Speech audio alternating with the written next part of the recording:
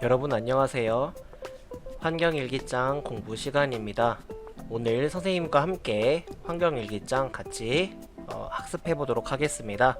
여러분들 환경일기장 준비해 주세요. 바로 시작하겠습니다. 자, 오늘은 청소 시간 넘쳐나는 쓰레기를 사고 판다고에 대해서 함께 공부해 보도록 할게요. 이번 시간에는 첫 번째 쓰레기 수출입의 문제를 알아보고요. 두 번째 쓰레기 수출입으로 피해받는 사람들의 입장을 생각해 보도록 하겠습니다. 먼저 영상 보고 시작해 볼게요.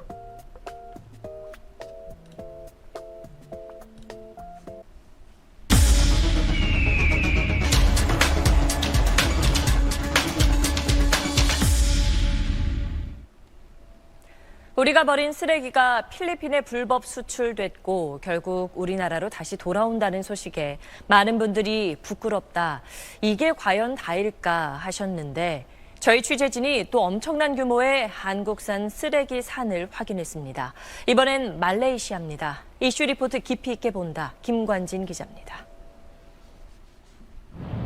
말레이시아의 수도 쿠알라룸푸르에서 32km가량 떨어진 젠자롬 지역.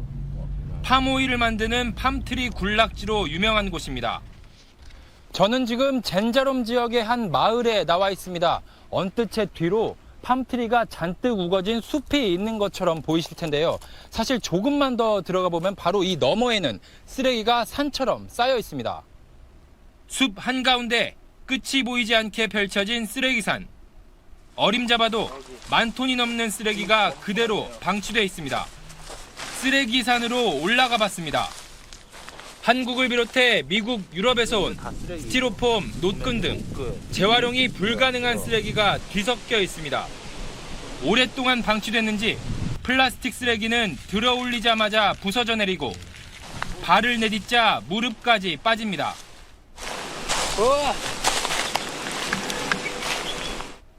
시커멓게 오염된 주변 무릉덩이에선 악취가 코를 찌릅니다. 현장 관계자는 쓰레기를 수출한 나라에 대한 강한 반감을 드러냅니다. You want to walk in here, people just take your camera, just throw and burn everything. You're lucky that I came here. 인근의 한 산업단지. 건물 사이사이에 방치된 쓰레기가 흉물스럽게 널려 있습니다. 한글이 선명하게 박힌 쓰레기들 투성입니다. 재활용이 불가능한 쓰레기라 현지인들은 여기저기서 불법으로 쓰레기를 태우고 있었습니다. 여기 보시면 새까맣고 딱딱한 덩어리들이 잔뜩 모여 있는 것을 볼 수 있습니다. 이렇게 자세히 보시면 플라스틱 쓰레기를 태우고 남은 것으로 보입니다. 말레이시아로 반입되는 외국 쓰레기는 해마다 크게 늘고 있습니다. 중국이 쓰레기 수입을 금지하자 상대적으로 규제가 느슨한 동남아로 쏠림 현상이 나타나는 겁니다. They are sweeping their problems to other countries. No country can be a dumping ground, and all the country have to deal with their own plastic waste. 환경 오염 문제가 심각해지자 말레이시아 정부는 향후 3년 이내 단계적으로 플라스틱 쓰레기 수입을 금지하겠다고 밝혔습니다. SBS 김관진입니다. 네, 영상 잘 봤나요? 자, 지금 화면에 보이는 이 A나라의 쓰레기산 사진을 함께 다시 한번 살펴보도록 합시다. 만약 이런 쓰레기산이 우리나라에도 있다면 여러분들은 어떤 마음이 들 것 같나요? 네, 맞습니다. 쓰레기산을 보면 정말 멋있다, 아름답다 이런 마음이 든다기보다는 어쩌면 저렇게 사람들이 무분별하게 쓰레기를 버렸을까라는 안타까움이 많이 들겠죠. 자, 근데 이 A나라라는 나라는 우리가 방금 영상에서 살펴봤듯이 우리나라와 그닥 멀리 떨어져 있지 않은 나라임을 알 수 있습니다. 그리고 그 나라뿐만이 아니라 주변 국가들로부터 우리나라에서 이제 생산되는 그런 쓰레기들이 많이 발견되고 하거든요. 만약에 여러분들이 A나라 사람이라고 생각을 했을 때 과연 이 A나라의 사람은 이런 쓰레기산을 보고 과연 어떤 생각이 들까요? 잠시 영상을 멈추고 여러분들이 A 나라의 사람이라 생각했을 때 과연 이런 쓰레기산을 보고 어떤 생각이 들게 될지 한번 적어보도록 하겠습니다. 적어주세요.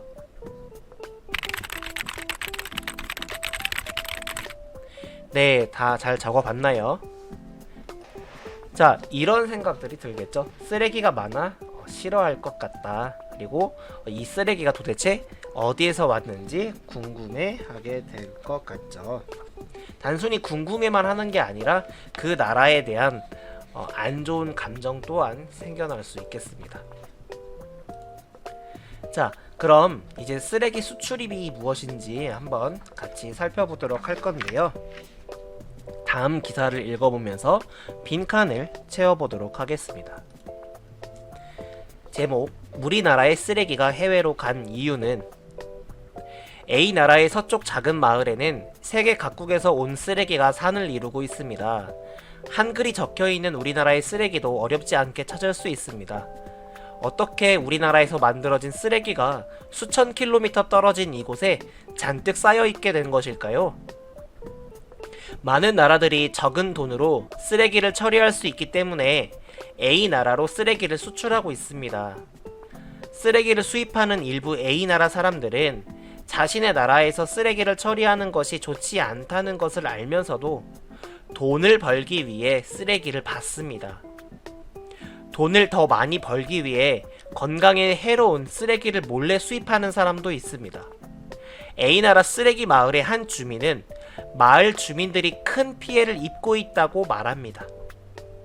해외에서 온 쓰레기가 잔뜩 쌓여 악취가 심하게 납니다. 악취 때문에 쓰레기를 태울 수밖에 없습니다. 쓰레기를 태울 때 나오는 연기 때문에 속이 메스껍고 머리가 아픕니다.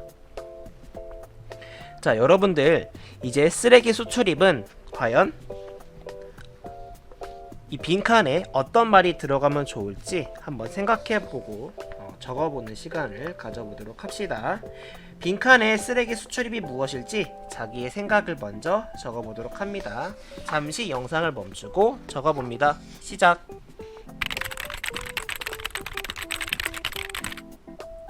네, 잘 적었나요? 적은 돈으로 쓰레기를 처리하기 위해 다른 나라로 보내고 돈을 벌기 위해 다른 나라에서 쓰레기를 받아 처리하는 것이라고 이야기를 해볼 수 있겠죠. 다음입니다. 쓰레기를 해외로 수출하는 쓰레기 처리가 나라. 해외에서 쓰레기를 수입해오는 쓰레기 1위와 나라의 이야기를 살펴보고 각 나라의 입장과 쓰레기 수출입의 문제를 알아보도록 합시다. 먼저 쓰레기 처리가 나라입니다. 새롭고 다양한 물건을 많이 만들고 광고를 합니다. 사람들은 사용한 물건을 쉽게 버리고 물건을 자주 구매합니다. 그리고 쓰레기를 땅에 묻거나 태웠을 때 나오는 오염물질을 관리할 수 있습니다. 그리고 이 나라는 사람들이 건강에 아주 관심이 많습니다. 반면 쓰레기 1위와 나라는 쓰레기를 수입하여 일부 사람들이 돈을 벌고요. 쓰레기를 땅에 묻거나 태웠을 때 나오는 오염물질을 관리하기가 힘듭니다.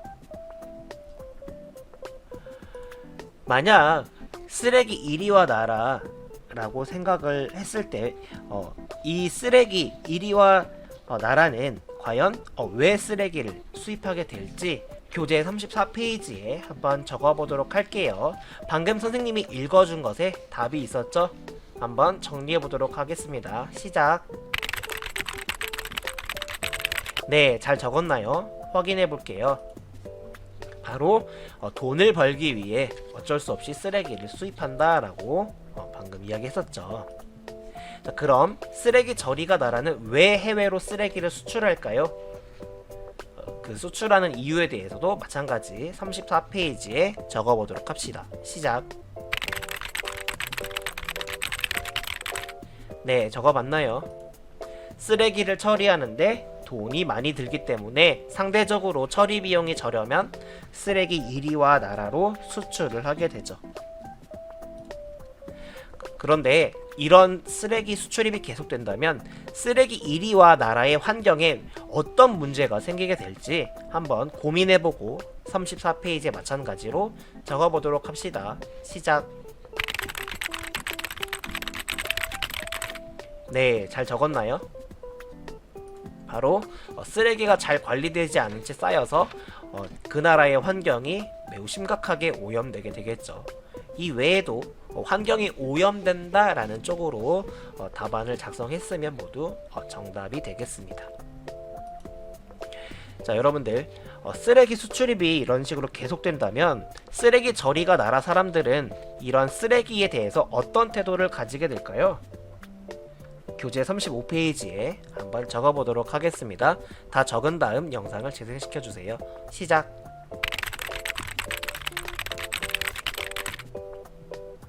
네, 쓰레기 처리가 힘들지 않기 때문에 쓰레기를 계속해서 많이 만들어내게 되겠죠. 그럼 쓰레기 수출입이 왜 문제가 될지 한번 영상을 보고 정리를 해보도록 하겠습니다. 영상 시청할게요.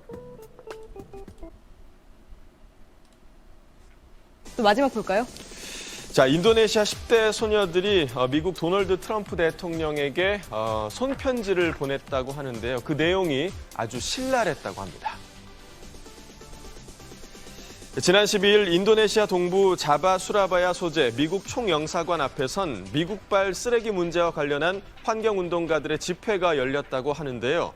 집회에는 12살과 11살 소녀가 트럼프 대통령에게 보내기 위해 직접 쓴 손편지를 들고 참석했다고 합니다. 소녀들은 편지에서 왜 당신은 쓰레기를 항상 우리나라에 수출하느냐며 자국 쓰레기는 스스로 처리해야지 왜 우리가 미국 쓰레기의 영향을 받아야 하느냐라고 따져 물었는데요. 지난달 인도네시아 당국은 재활용 종이가 실렸다고 신고됐지만 실제로는 플라스틱 쓰레기와 병 그리고 기저귀까지 가득 찬 컨테이너 5개를 미국으로 돌려보냈다고 합니다. 네, 트럼프 대통령이 이 편지에 답을 할지는 모르겠습니다. 네, 트위터로 하면 좋을 것 같네요. 네. 네. 지금까지 뉴스터치였습니다. 잘 들었습니다. 네, 잘 들었죠. 자, 이런 식으로 이제 쓰레기 수출입이 문제가 되는 것을 영상을 통해서 살펴봤습니다. 쓰레기를 수입한 나라의 환경이 오염되고 사람들의 건강이 안 좋아지게 되겠죠. 이 외에도 환경이 오염된다, 건강이 나빠진다, 삶의 질이 떨어진다, 이러한 내용들이 들어가면 정답이 되겠습니다. 교재 36페이지에 이제 한번 활동을 해볼 건데요. 내가 만약 A나라의 쓰레기 마을에 사는 어린이라면 우리나라 사람들에게 어떤 이야기를 하고 싶을지 편지로 간단히 적어보도록 합니다. 편지를 적은 후에 영상을 다시 재생시켜주기 바랍니다. 시작해봅니다.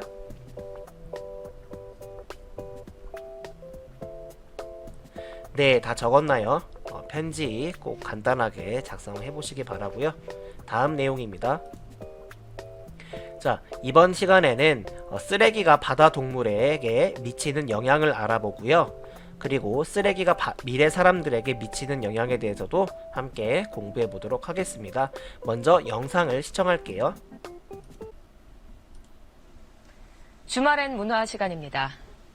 인간이 버린 플라스틱 쓰레기를 먹이로 착각한 야생동물의 안타까운 모습 종종 보셨죠? 뱃속에 플라스틱이 가득 차 죽은 한 바다새의 사진을 통해 우리에게 메시지를 전하는 사진작가가 있습니다. 플라스틱 쓰레기는 우리 스스로를 비추는 거울이라는 크리스 조던의 작품을 유동혁 기자가 소개합니다. 형체를 거의 잃어버린 새의 잔해, 뱃속에서 나온 플라스틱들, 병뚜껑에서 라이터까지 새 한 마리가 삼켰다기엔 적은 양이 아닙니다. 2009년부터 8년 동안 하와이 근처 미드웨이 섬에서 목격한 바다새 엘버트로스의 사진입니다. 암수가 짝을 찾고 새끼를 낳아 기르는 아름다운 일상. 하지만 어미에게 플라스틱을 받아먹은 새끼는 이른 죽음을 맞고 죽은 엘버트로스에겐 플라스틱의 그림자가 드리워져 있습니다. 생생하게 이제 살아가는 알바트로스들을 보니까 죽은 사진들이 좀 더 충격적으로 느껴지는 것 같고 더 슬프게 느껴지는 것 같아요. 고래를 표현한 이 작품은 버려진 비닐봉지를 퍼즐처럼 맞춰 놓은 겁니다. 작가에게 플라스틱은 우리 스스로를 비추는 거울입니다. You also see some artworks that show our behaviors of mass consumption. And when we can really comprehend those, then maybe that is some motivation to change.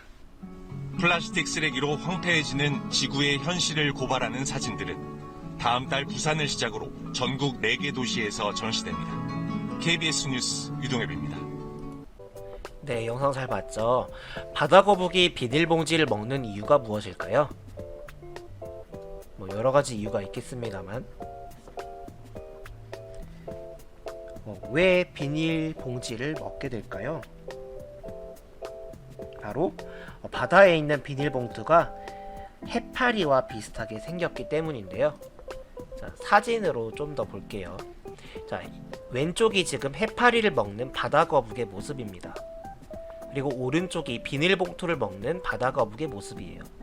우리가 바닷가에서 해파리를 한 번쯤은 직접 본 적이 있을 겁니다. 자, 보다시피 비닐봉투가 마치 해파리가 이렇게 넓게 퍼져 있는 듯한 그런 모습을 띠고 있죠. 그래서 바다거북이 이 흰 비닐봉투를 해파리로 착각해서 이렇게 먹게 되는 일이 일어나고 있다라는 겁니다. 쓰레기로 고통받는 바다 동물의 마음이 과연 어떨까요? 바다 동물들의 대화를 살펴보고 바다 거북이 할 말을 여러분들이 교재 39페이지에 한번 적어보도록 할게요. 대화를 들어보겠습니다.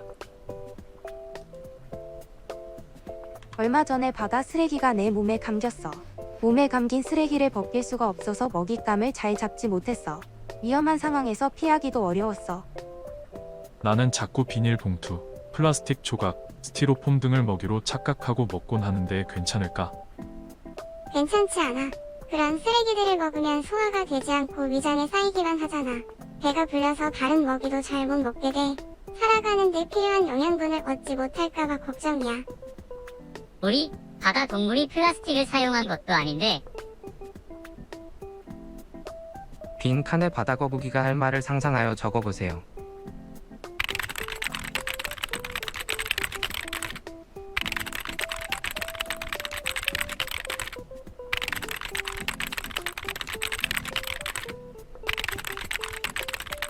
네, 다 적었나요? 자, 내가 만약 쓰레기로 고통받는 바다 거북이라면 어떤 마음이 들까요? 인간이 만든 쓰레기 때문에 고통받다니 너무 억울하다. 이런 반응들이 나오면 되겠죠. 다음입니다. 우리나라에서 1년 동안 바다에 버려지는 쓰레기의 양과 1년 동안 치운 바다 쓰레기의 양을 비교해 볼 거예요. 그리고 100년 뒤에 바다의 모습은 어떨지 함께 상상해 보도록 합시다. 교재 40페이지예요. 자, 이런 그림이 있습니다. 자, 여러분들 교재에도 보이죠? 1년 동안 땅에서 바다로 흘러 들어가는 쓰레기가 약 12만 톤이라고 합니다. 그리고 1년 동안 물고기를 잡거나 기를 때 바다에서 발생하는 쓰레기가 약 6만 톤에 이른다고 합니다. 이를 다 합치면 약 18만 톤에 이르게 되죠. 그리고 1년 동안 치운 바다 쓰레기 양은 약 4만 톤인 겁니다. 자, 그러면 들어간 양이 18만 톤이었는데 나온 양이 4만 톤이라면 아직까지는 이 바닷속에 약 14만 톤의 어마어마한 쓰레기가 있다라는 이야기가 되겠죠. 자, 이 그림을 참고로 해서 지금처럼 이런 식으로 쓰레기가 계속 바다에 버려진다면 100년 뒤에 바다의 모습은 어떨지 100년 뒤에 여러분들이 살아가는 미래 학생이라고 생각해보고 한번 상상해서 적어보도록 하겠습니다. 그림으로 나타내도 됩니다. 자, 잠깐 영상을 멈추고 교재 40페이지에 이 내용을 한번 작성해 보도록 합시다. 시작!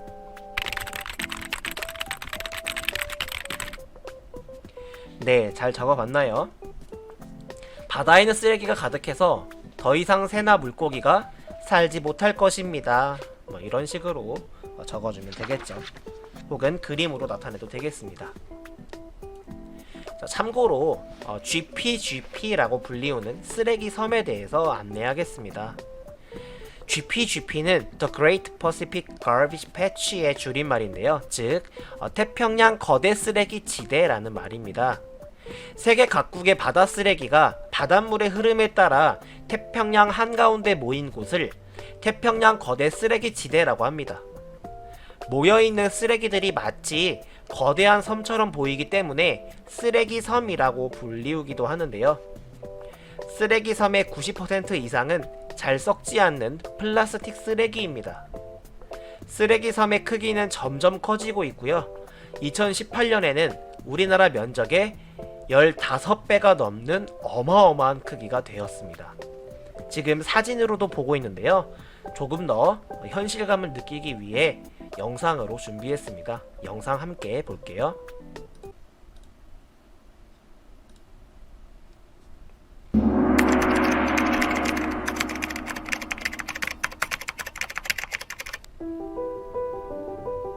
우리나라의 남동쪽으로 가다 보면 태평양이 나오고 이곳에 가면 원형순환 해류와 바람의 영향을 받아 응집된 거대한 섬이 하나 보이는데요. 이곳은 정상적인 섬이 아니라 바로 거대한 쓰레기 지대가 모여 만들어진 쓰레기 섬입니다. 이곳 쓰레기 섬은 왜 탄생하게 되었는지, 그리고 이곳을 왜 정식 국가로 선정하려고 하는지 지금 바로 확인해 봅시다.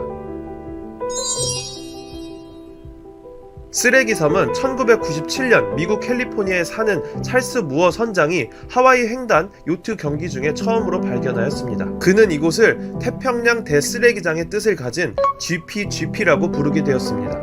넓이가 160만 제곱킬로미터로 무려 8만 톤의 쓰레기가 1조 8천억 조각으로 나뉜 채 떠다닌다고 하며, 더 심각한 문제는 이 인공 쓰레기 섬의 크기는 계속해서 커지고 있다는 것입니다.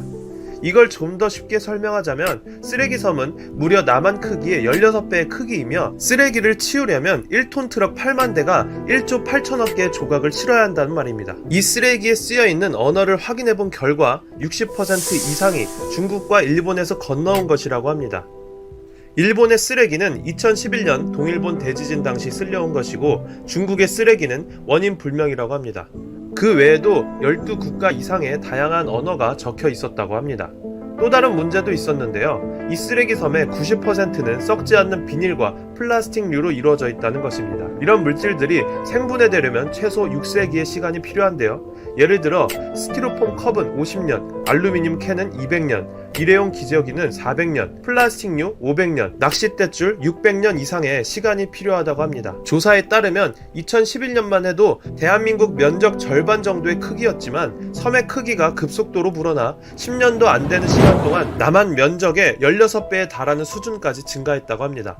이러한 쓰레기 섬은 태평양에만 존재하는 것은 아닌데요. 해류는 소용돌이 형태로 순환하는데 큰 규모의 지속적으로 회전하는 해류인 대표적인 5개의 환류에 따라서 대형 쓰레기 섬 또한 5곳이나 존재하고 있습니다. 대표적으로 대서양에 수많은 해초들이 모인 사르가소라는 해가 있는데, 이곳 대서양 연안도 쓰레기 투기나 유입이 이루어지기 때문에 사르가소 해에도 거대한 쓰레기 섬이 자라나는 중이라고 합니다. 과거에는 일부 환경단체에서 이 쓰레기 지대에 떠있는 쓰레기들을 일부 청소해보았지만 이것에는 한계가 있었습니다. 소수의 단체가 처리하기에는 이 어마무시한 양을 처리하기 힘들 뿐만 아니라 한 국가가 나서서 처리하기에는 쓰레기섬 대부분이 영해가 아니기 때문에 다른 국가와의 국제적 문제까지 겹쳐 있었던 것입니다. 이에 대한 해결책으로 등장한 것이 쓰레기섬의 공식적인 국가를 세우자라는 것입니다. 쓰레기섬을 정식 국가로 신청하기로 한 기업이 나타나게 되는데요. 소셜 브랜드 업체인 라드바이블은 쓰레기섬 이슈를 전달하기 위해 유명한 광고 업계에 있는 마이클 휴와 달 데반스 드 알메이디아와 함께 캠페인을 기획했습니다. 이들이 쓰레기섬을 국가로 만들려는 이유는 따로 있는데요. 이 캠페인을 통해서 사람들에게 이 위기 상황을 널리 알리려는 의도도 있지만, 쓰레기섬이 정식 국가로 인정받게 되면 유엔의 규정에 따라 주변 국가가 쓰레기를 치워야 할 의무가 생기기 때문입니다. 인공 쓰레기섬은 국가에 필요한 4개의 요소도 갖추고 있는데요. 쓰레기 플라스틱이 국경을 명확하게 이루기 때문에 정의된 국경을 만족하고, 알고어, 존 시나, 주디 덴치 등의 유명한 인사들이 정부를 형성하고 있기 때문에 두 번째 요소도 만족합니다. 라드바이블이 가진 온 오프라인 네트워크를 가지고 있어서 커뮤니케이션을 형성하고 있으며, 부통령 출신 알고어를 1호 시민으로 시작하여 약 20만 명의 사람들이 시민권을 신청한 상태이기 때문에 시민권 형성 또한 만족합니다. 그리고 이들은 국가를 만들기 위해 한 발 더 나아갔는데요. 플라스틱 병이 그려져 있는 국기를 제작하고 쓰레기라는 뜻의 데브리스라는 단위의 20, 50, 100짜리 화폐를 디자인하였으며 출입국 도장을 포함한 여권을 만들었고 국가명이 적힌 우표 또한 제작하였습니다.